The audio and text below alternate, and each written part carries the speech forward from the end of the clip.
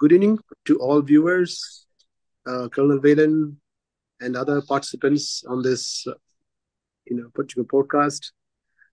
We have Colonel Velan, one of the veterans in the PNT GNSS in India. He'll of course introduce himself, but I want to just make a small introduction about what he has done.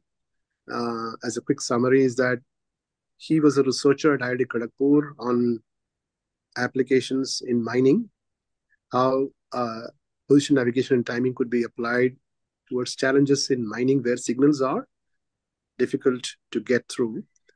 So he started the research at that point and then created a startup with the findings that has emerged into something very big today called Elena Geosystems.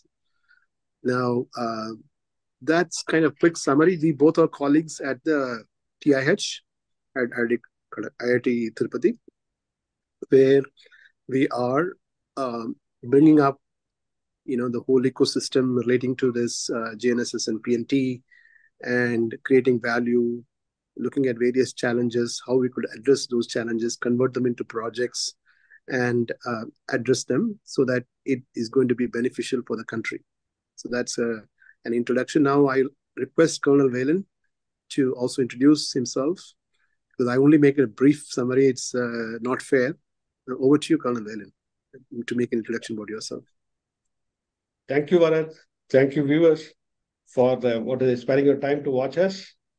I'm Colonel Velan. I've been in this PNT domain for quite some time, initially as part of Army, then as part of MOD. Then I gone out and then started my own startup, which is supposed to give us complete independence from any other global navigation satellite system.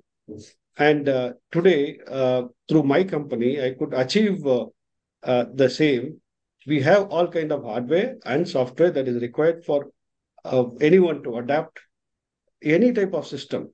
So in Indian context, it will be Navik. People can easily adopt Navik and then move away from GPS, which it's got its own limitations in technological front and in the political front.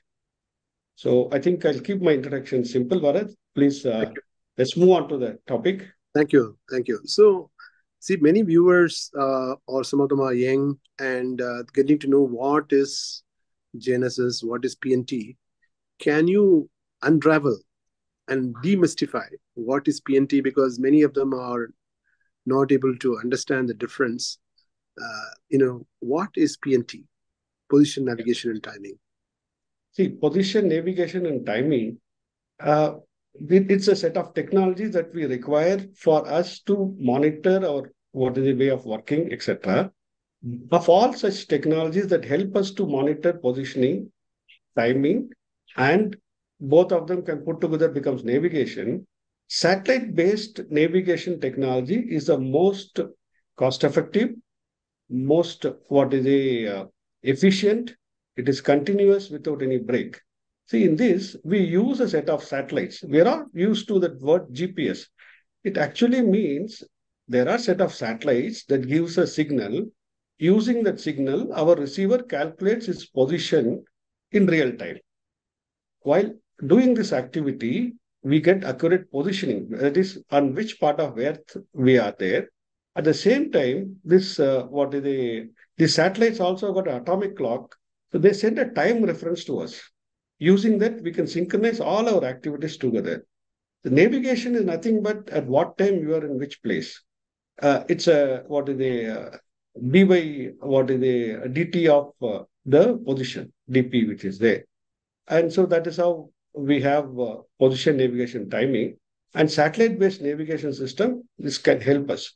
The term global positioning system is a bit of a misnomer. Basically, each set of constellation, for example, GPS, which is launched and owned by American Air Force, is good for their region. That is the North Temperate region in which America is there, NATO countries are there, UK is there, and European Union is there, and Japan is there. It's not all that technologically suitable for the equatorial region in which we are there. Same is the case. It's not suitable for the polar region. But their Russians who got interest in polar region have put up their own constellation of satellites, which they call it as GLONASS, which is nothing but a term like GPS in Russian language. It's a acronym in like Russian language. So they have their own system. So seeing all these things, Indian government has put up its own set of satellites. We have IRNSS, the technical name of our system is called IRNSS. We have an additional system called Gagan. In a way, we put together all these satellites because their height is same and the way they're working is same. We are put them together and we're calling it navigation with Indian constellation. That is, we are using navigation satellites of India to position ourselves. See, here, our technology is different from that of GPS because we are in a different region. We have to use different type of frequencies. We have to use different type of signal form factor or different type of signal encoding we have to use. So this differentiate ourselves from the GPS set of working. So that is what it is for today. When we say PNT in Indian context, we're talking about using NAVIC in our day-to-day activities. If we use, what will happen is that today our accuracy will increase. First thing, availability 24/7, you will get coverage in India using Indian satellites and get a better positioning, which means any part of the country or any activity that is happening, like in terms of railways going up and down, logistic movement, agriculture, can be coordinated any time within the country without any problem. This is not so with GPS, with that whatever term that we are using, that American Navstar is the constellation. That Navstar constellation, which is generally known as GPS, is not suitable for this type of activity in our region, in equatorial region. When I say equatorial region, we are taking Africa up to Australia, around 30 degrees north to 30 degrees south latitude. That's the region we're talking about. I think this will be adequate for people to understand. Yeah, thank you, Colonel Velan. Now, some of the challenges that we are facing in PNT, which you may be working on through your NAVIC chipset, or other organizations in the country are working on.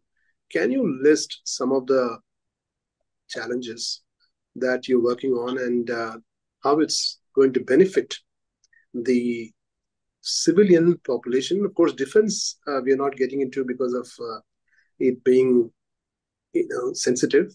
We will only talk about what it's the impact that's been created for civilian population. Can you share with us a list of or a few examples of in the PNT being used, some of the challenges that we have handled through PNT? Yeah. See this, our in PNT sector in India, there have been challenges. So basically, availability, accuracy, reliability, and integrity of GPS satellites are not good. That's why we put our own system. But utilization of our own system is also slow, because of a couple of things. First of all, is the understanding. We always equate, even technical people or even well-learned people who are in this domain doing research, they all try to equate GPS and NAVIC in same platform. They are not so, because the frequency in which GPS operates is different. It is L1 band and L2 band. We are using L5 band and S band for our working. So, and their signal format is different. That is the message format within the GPS signal is different from our message format. And we have got additional facilities that are included in that. So first of all, this understanding has to come to people. Next is, where all can we use it? We can use it wherever GPS is there, and many times more than that we can use it. See, why we are not able to use GPS? Because of its the constraints that are there within GPS. For example, higher accuracy. We can now fly a drone which can put the drone in a very small path. About 10 centimeter path, we can put a drone. Then one drone can fly like this, another drone can fly above it.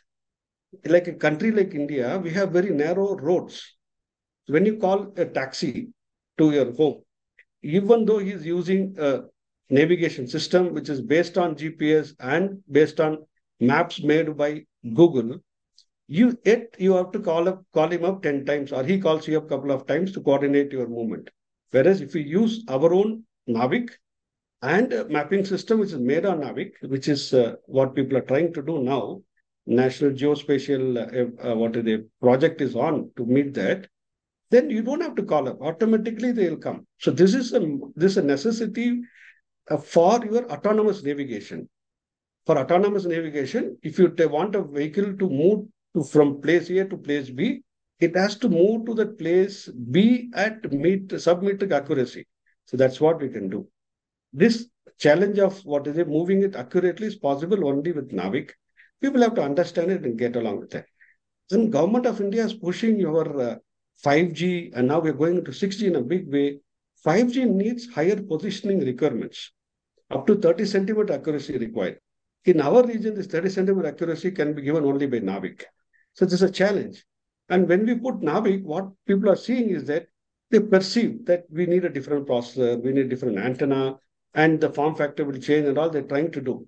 Basically, our mobile phone industry, which has got GPS circuit and GPS antennas inbuilt into that, are a bit reluctant to shift towards Navic-based working. This is another challenge. They assume that it's very difficult. It's not so. And basically, we have made a technology demonstrator with the funding from DOT, where we have given a 5G phone with the Navic thing in it, and it's working perfectly fine. So we'll talk about it more. Challenges-wise, this was, I'm telling, understanding is a big challenge, whereas applications is a challenge. Government of India has made many policy changes to make Navic compulsory at every place. Only we have to, we being a democratic country, they don't want to stand with a stick and make everyone work. We have our own way of adapting a change. So it's faster we change towards it, it's better it is for us. So this I can say in a nutshell, the challenges that are there as far as the public are concerned. So what do you think the country is doing, the government is doing to encourage more applications, more users, so that adoption becomes widespread than what it is now?